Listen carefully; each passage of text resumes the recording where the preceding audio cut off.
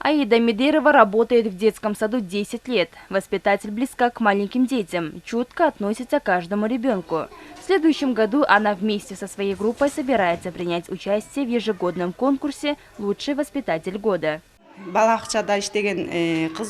Мне нравится моя работа, я получаю от нее удовольствие. В этом году я собираюсь участвовать в республиканском конкурсе вместе со своими воспитанниками. Люблю математику, поэтому будем участвовать в этом направлении.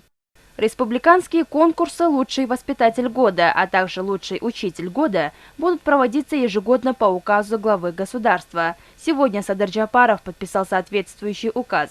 В настоящее время Министерство образования разрабатывает регламент отбора участников и проведения мероприятия.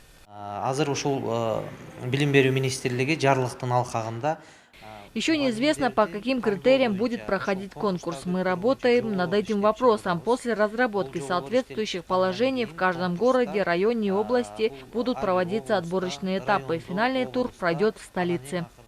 Награды «Лучший учитель года» и «Лучший воспитатель года» будут присуждаться одному и тому же работнику только один раз. Мероприятие будет финансироваться из госбюджета и фонда президента страны.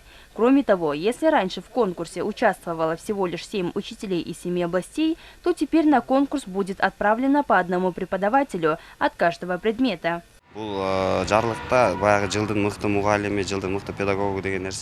Этот конкурс – возможность для педагогов показать себя. Учителя должны развиваться, учиться новым методикам, получать опыт друг у друга. Если они будут преподавать по старым методикам, то учащиеся отстанут от процесса цифровизации.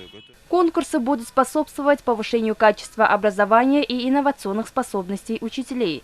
В нем смогут принять участие учителя-предметники и учителя начальных классов школ государственной и муниципальной формы собственности, а также воспитатели, методисты, учителя и музыкальные руководители.